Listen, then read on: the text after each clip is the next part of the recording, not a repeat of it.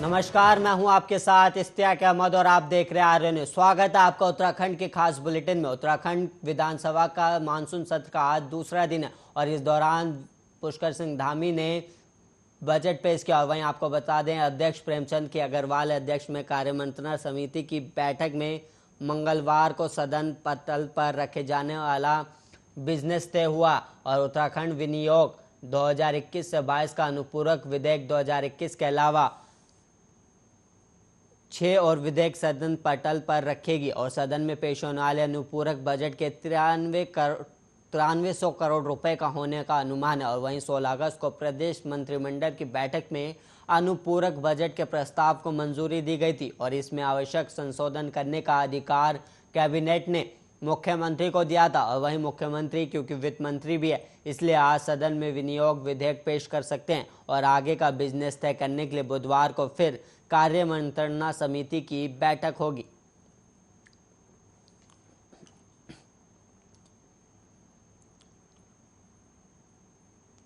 उत्तराखंड विधानसभा monsoon सत्र के दूसरे दिन विपक्ष ने सदन की शुरुआत से ही हंगामा शुरू कर दिया। सदन के बाहर धारचूला विधायक हरीश धामी और केदारनाथ से विधायक मनोज रावत धरने पर बैठ गए। सीमांत क्षेत्र धारचूला विधायक हरीश धामी की मांग है कि उनके क्षेत्र में 1 साल पहले बीएसएनएल का टावर लगाया गया था, लेकिन आज तक उसका संचालन शुरू नहीं हुआ, जिससे वहां के स्थानीय लोगों को फोन कनेक्टिविटी और छात्रों को ऑनलाइन क्लासेस लेने में काफ़ी दिक्कतें हो रही हैं। और वहीं धामी ने सरकार पर आरोप लगाया कि ये सरकार भेदभाव रवैया से काम कर रही है। वहीं केदारनाथ से विधायक मनोज रावत ने 4 धाम यात्रा शुरू करने को लेकर मांग उठाई और कहा कि ये सरकार 4 धाम यात्रा को शुरू नहीं करना चाहती। और वहीं देहरादून कांग्रेस के वरिष्ठ नेता और कैंपेन प्रमुख हरीश रावत के जय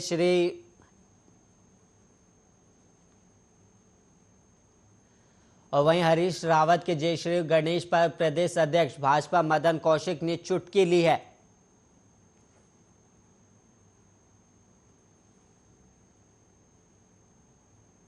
मैं आपको बता दें, मानसून सत्र में विपक्ष का हंगामा देखने को मिला। उत्तराखंड में आज मानसून सत्र का दूसरा दिन है और इस दिन विपक्ष ने सदन की शुरुआत से ही हंगामा शुरू कर दिया। सदन के बाहर धारचूला विधायक हरीश धामी और केदारनाथ से विधायक मनोज रावत धरने पर बैठ गए। सीमांत क्षेत्र धारचूला विधायक हरीश धामी ने आरोप लगाया कि सरकार कि उनके क्षेत्र में 1 साल पहले बीएसएनएल का टावर लगाया गया था, लेकिन आज तक उसका संचालन शुरू नहीं किया गया, जिससे वहां पर लोगों को कॉल कनेक्टिविटी में दिक्कत हो रही है और जिससे वहां के स्थानीय लोगों को फ़ोन कनेक्टिविटी और छात्रों को ऑनलाइन क्लासेस लेने में काफ़ी दिक्कतों का सामना करना पड़ रहा है।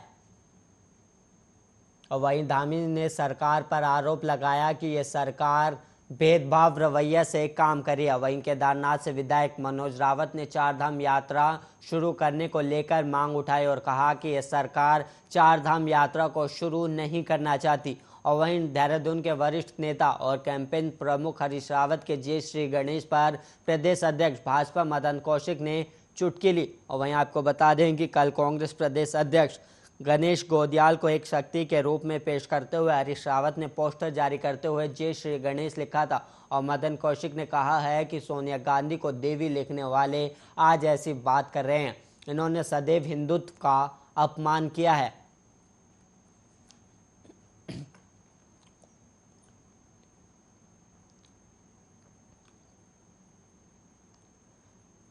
पौड़ी में मलिन बस्ती की आड़ लेकर कुछ लोग वन पंचायत की भूमि को कब्जाने से बाज नहीं आ रहे। यहाँ चोइंचा गांव की वन पंचायत भूमि को हथियाने के लिए वाल्मीकि बस्ती में रह रहे वाल्मीकि समाज के कुछ लोगों ने वन पंचायत भूमि पर ही अपना डेरा जमा लिया और इस वन भूमि पर अतिक्रमण कर डाला, जिसकी वजह से वन पंचायत भूमि पर कब्जा किया जा सके। और इस मामले में वन पंचायत सरपंच ने इसकी शिकायत राजस्व विभाग और वन विभाग प्रशासन से की गई, जिस पर वन विभाग के साथ राजस्व विभाग की टीम तहसीलदार के नेतृत्व में वाल्मीकि बस्ती का मौका मुआयना करने के लिए पहुंची तो दी गई सरपंच द्वारा दी गई शिकायत सही पाई गई और वहीं प्रशासन की टीम ने पुलिस प्रशासन के साथ मिलकर वन पंचायत भूमि को खाली करने के लिए कहा तो इस बीच तीखी नोकझोंक भी हुई और प्रशासन ने वन भूमि में किए गए अवैध अतिक्रमण को हटाने के लिए 1 महीने का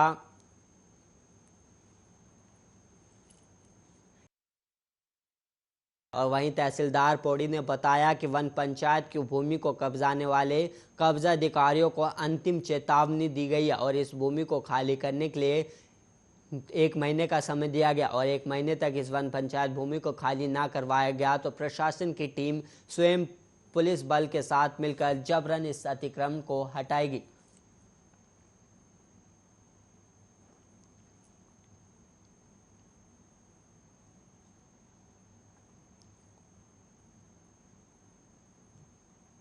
उत्तराखंड में चारधाम यात्रा शुरू न होने से आक्रोशित बद्रीनाथ धाम के स्थानीय लोगों ने मंगलवार को 5वें दिन भी धरना जारी रखा है। स्थानीय लोगों ने सरकार को जगाने के लिए साकेत तिराहे पर बुद्धि शुद्धि हवन यज्ञ कर अपना विरोध दर्ज किया और वहीं आपको बता दें कि चारधाम यात्रा शुरू कराने को लेकर स्थानीय लोगों के साथ ही बद्रीनाथ मंदिर से जुड़े तीर्थ पुरोहित और हकदारी आंदोलन कर रहे हैं। स्थानीय लोगों का कहना है कि इस यात्रा शुरू न होने के चलते उनका कारोबार चौपट हो गया और उन्होंने कहा कि चारधाम यात्रा न चलने से लाखों लोग भूखमरी के कगार पर है। देश में सभी पर्यटक स्थल और मंदिर खुले हैं, सिर्फ चारधाम यात्रा ही बंद है।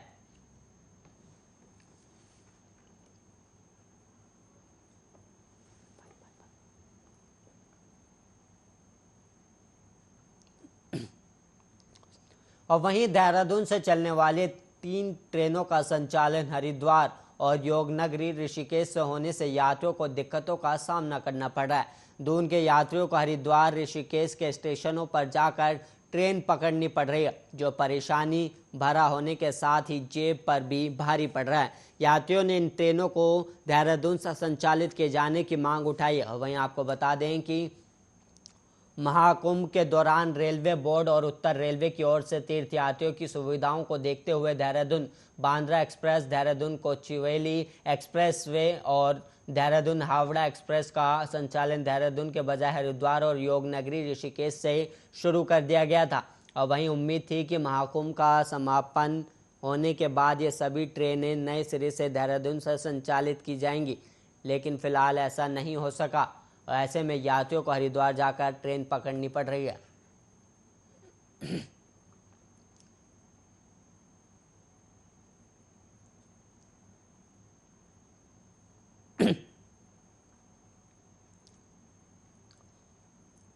अखिल भारतीय आयुर्विज्ञान संस्थान ऋषिकेश में लाभार्थियों को पहली बार टीकाकरण के लिए कतार में नहीं लगना पड़ा है और वहीं आपको बता दें कोविड टीकाकरण के महाअभियान के पहले दिन एक लाभार्थी को कोरोना रोधी टीका लगाने में महज 3 से 4 मिनट का समय लिया गया और वहीं हालांकि कोविड गाइडलाइन पर पूरी तरह से अमल करते हुए आधे घंटे तक के लिए लाभार्थी चिकित्सकीय निगरानी में रखा गया।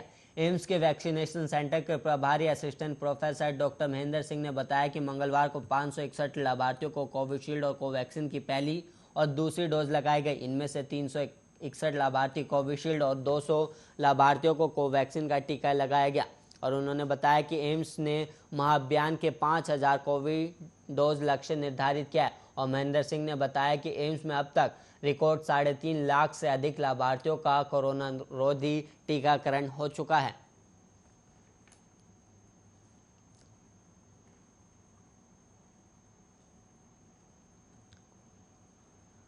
उत्तराखंड में सोमवार देर रात को मौसम ने करवट बदली और कई इलाकों में झमाझम बारिश भी हुई। राजधानी देहरादून में आज सुबह बारिश के साथ हुई, वहीं कई जिलों में बादल छाए। उधर मौसम के बदले मिजाज के चलते अगले 24 घंटे में नैनीताल, चंपावत, बागेश्वर और पिथौरागढ़ जैसे जिलों में भारी बारिश की संभावना है। मौसम विभाग ने येलो अलर्ट जारी कर दिया है और वहीं मौसम विभाग के मुताबिक राजधानी देहरादून के अलावा हरिद्वार, पौड़ी, गढ़वाल, नैनीताल, उधम सिंह नगर, चंपावत, बागेश्वर और पिथौरागढ़ जैसे जिलों में तेज बौछार और गर्जना के साथ बिजली गिरने की भी संभावना जताई गई। देहरादून में अगले 24 घंटे में 1 या 2 दौर की बारिश की संभावना है और वहीं सोमवार को राजधानी देहरादून के अलावा देहात के कई क्षेत्रों में बारिश हुई। वहीं कई इलाकों में बूंदाबांदी तक नहीं हुई। हालांकि आसमान में काले घने बादल छाए रहे।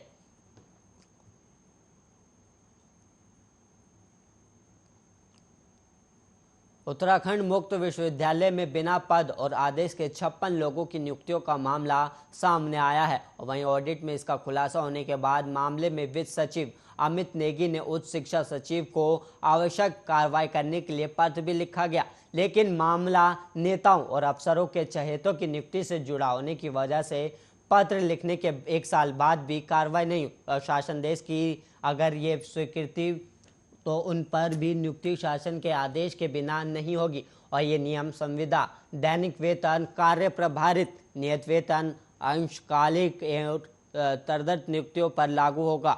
स्वीकृति पदों से इतर की गई नियुक्तियां शून्य मानी जाएंगी। आदेश में यह भी कहा गया है कि अगर इस तरह की कोई नियुक्ति भविष्य में की गई हो तो उनके परिश्रमिक का भुगतान संबंधित अधिकारी के वेतन पेंशन से किया जाएगा। इसके अलावा संबंधित अधिकारियों के खिलाफ कार्रवाई भी की जाएगी। और शासन के इस आदेश के बावजूद उत्तराखंड मुक्त विश्वविद्यालय में पद और शासन के आदेश के बिना कई लोगों की तैनाती कर दी गई है।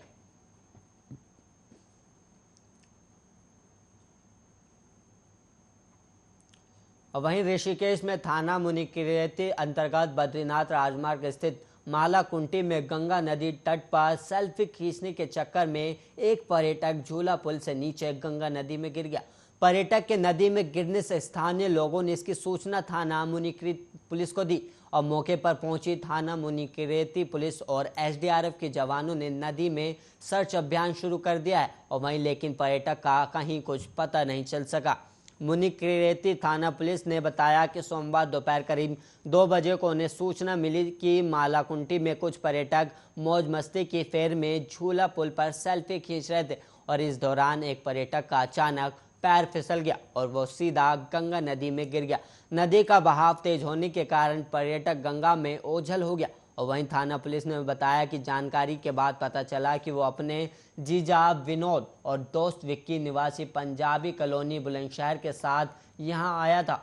और इस घटना से जीजा बदहवास हालत में है और वो इस बारे में कुछ भी नहीं बता पा रहे हैं।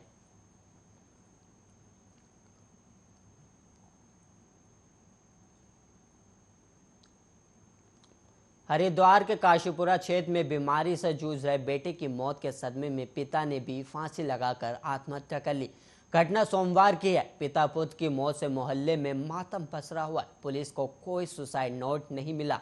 और वहीं काशीपुर निवासी रंजित धाकड़ रानीपुर मोड़ स्थित एक दुकान पर काम करता था। रंजित का 15 साल बेटा सक्षम पैरालाइज और काफी दिनों से गंभीर बीमारी से जूझ रहा था। और वहीं सोमवार सुबह करीब 8 बजे समक की बीमारी से मौत हो गई। और वहीं रंजित और उनकी पत्नी उसे अस्पताल लेकर गई, लेकिन डॉक्टरों ने सक्षम को मृत घोषित कर दिया। और बेटे के मौत से रंजित टूट गया। और घर पहुंचने पर रंजित ने बेटे की मौत के सदमे में कमरे में चुनरी का फंदा लगाकर फांसी लगा ली। पहले बेटे और फिर पति की मौत से रंजीत की पत्नी बेसुध हो गई। सूचना मिलने पर पुलिस मौके पर पहुंची और शव को फंदे से उतरवाया और इसके बाद पंचनामा भरकर शव का पोस्टमार्टम कराया गया। पुलिस को मौके से कोई सुसाइड नोट नहीं मिला।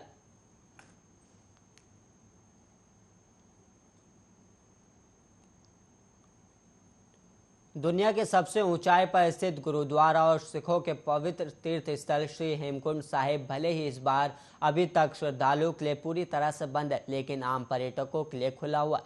यहाँ इस समय पर्यटकों का तांता शुरू हो चुका है। और वहीं अब तक 3200 पर्यटक हेमकुंड साहिब पहुंच चुके हैं, जहां पर्यटक फूलों की घाटी जा रहे हैं, वहीं हेमकुंड साहिब का भी रुख कर रहे हैं। यहां पवित्र सरोवर और बाहर से गुरुद्वारा श्री हेमकुंड साहिब में आसपास खिले रंग बिरंगे फूल।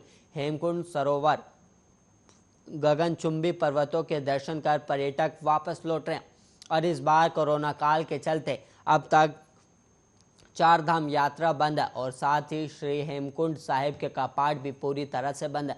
उत्तराखंड हाईकोर्ट पर सबकी निगाहें टिकी हुई हैं। वहीं पर्यटकों के लिए पर्यटन स्थलों के साथ हेमकुंड साहिब भी खुला हुआ है। इन दिनों यहां पर्यटक पहुंचकर यहां का दीदार कर रहे हैं और बहुत उत्साहित हो रहे हैं।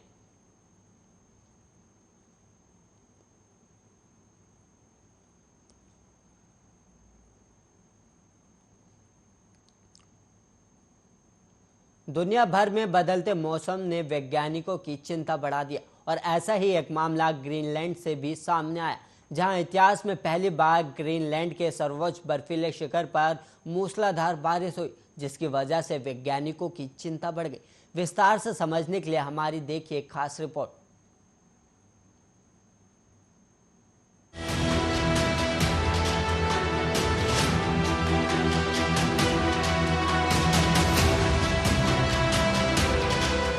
ग्रीनलैंड के इतिहास में पहली बार उसके सर्वोच्च बर्फीले शिखर पर मूसलाधार बारिश होने लगी, पर ये बारिश वैज्ञानिकों को रास नहीं आई। बता दें कि इस दौरान यहाँ पर अप्रत्याशित तौर पर 7 करोड़ टन पानी गिरा है, जिससे बर्फ की चादरें टूटकर बिखर गई। तो वहीं हाल ही में 9 घंटों तक हुई इस घटना से ग्रीनलैंड के शिखर पर एक दशक के अंदर तीसरी बार फ्रीजिंग पॉइंट से ज्यादा तापमान लुढ़क गया। ये आंकड़े national science foundation summit station ने साझा किए हैं। बताते चले कि national science foundation summit station के अनुसार 10,551 फीट ऊंचे शिखर पर इससे पहले कभी भी इतनी बारिश रिकॉर्ड नहीं की गई। हालांकि इससे पहले भी बारिश जरूर हुई, लेकिन शिखर के ऊपर कभी नहीं। आसपास के इलाकों में 1995, 2012 और 2019 में भी बारिश हुई थी, जिसकी वजह से तापमान शून्य के ऊपर चला गया था।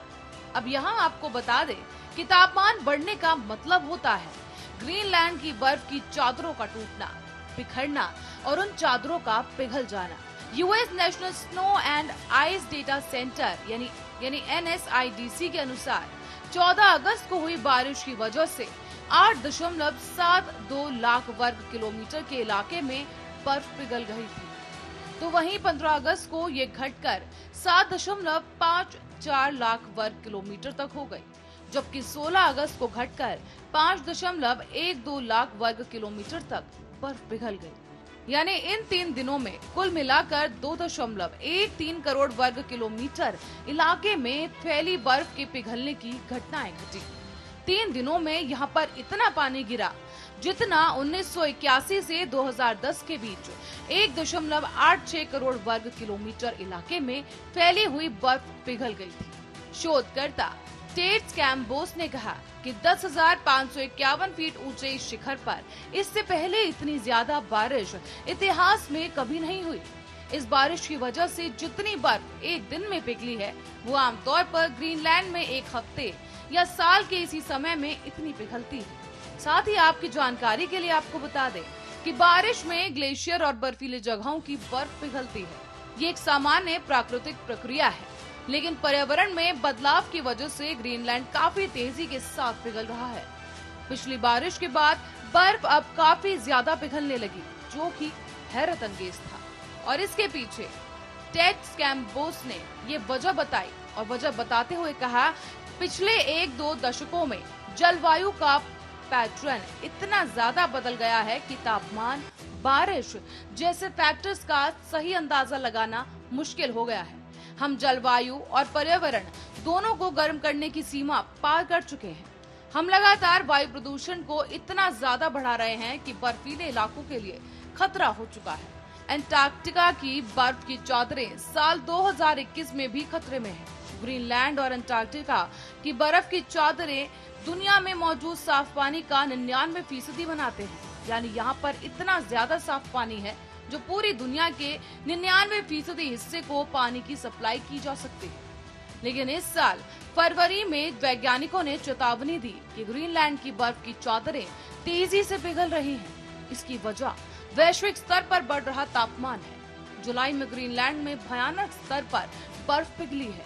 करीब 937 करोड़ टन बर्फ हर रोज पिघल रही है। ये गर्मी के मौसम में सामान्य पिघलाव से 2 गुना ज्यादा था। पिघलाव का ये दर करीब 1 हफ्ते तक बना रहा और अगर ग्रीनलैंड की सारी बर्फ पिघल जाए तो धरती पर मौजूदा सभी सागरों का पानी 20 फीट तक बढ़ जाएगा। यानी न जाने कितने द्वीप और देश डूब जाएंगे। इस रिपोर्ट में UN secretary general Antonio Guterres ने कहा कि इंसानियत के लिए ये खतरे का लाल निशान है। हमें हर हालत में प्रदूषण और बढ़ते तापमान को कम करना होगा, नहीं तो पूरी दुनिया में ऐसी अलग अलग प्राकृतिक घटनाएं होंगी जिनका अंदाजा लगाना भी मुश्किल हो जाएगा। ये प्राकृतिक हादसे का रूप भी ले सकते हैं। साफ तौर पर देखा जाए तो दुनिया में बढ़ते प्रदूषण को रोकने के लिए कड़े कदम उठाना अब पहले से भी ज्यादा जरूरी हो गया है। Special report, Arya news.